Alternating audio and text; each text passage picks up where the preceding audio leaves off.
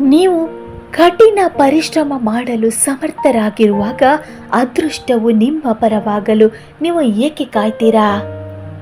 ನೀವು ಇತರರ ಮೇಲೆ ಅವಲಂಬಿತವಾಗಿರುವಾಗ ನೀವು ನಿಮ್ಮ ಸ್ವಂತ ಜೀವನವನ್ನು ನಡೆಸಲು ಖಂಡಿತ ಸಾಧ್ಯವಿಲ್ಲ. ನೀವು ಯಾವುದನ್ನು ಕೊಲ್ಲಬೇಕೆಂದಿದ್ದೀರೋ ಅದು ನಿಮ್ಮ ಆತ್ಮದಲ್ಲಿನ ರಾಕ್ಷಸನನ್ನು ಕೊಲ್ಲಿ.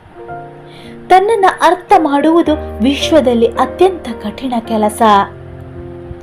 ಇತರರ ಮುಖವನ್ನು ಅಲ್ಲ, ಅವರ ಆತ್ಮವನ್ನು ನೋಡಬಲ್ಲ ವ್ಯಕ್ತಿಯಾಗಿರಿ.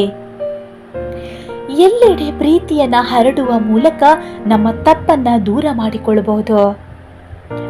ಜೀವನದ ಅತ್ಯಂತ ರೋಮಾಂಚಕ ಅನುಭವಗಳು ಕೆಲವು ಅಪಾಯಗಳನ್ನು ತೆಗೆದುಕೊಳ್ಳುವ ಮೂಲಕ ಬರುತ್ತವೆ. ನಮ್ಮ ಜೀವನವನ್ನು ಉತ್ತಮಗೊಳಿಸಲು ವೈಫಲ್ಯವು ಸಹಾಯ ಮಾಡ್ತವೆ ಎಂಬುದನ್ನು ಅರಿತುಕೊಳ್ಳುವುದು ಅವಶ್ಯಕ. ಸರಿಯಾದ ದಿಕ್ಕಿನಲ್ಲಿ ಸಾಗಲು ಜೀವನದಲ್ಲಿ ಬೆಂಬಲ ಅತ್ಯಗತ್ಯ.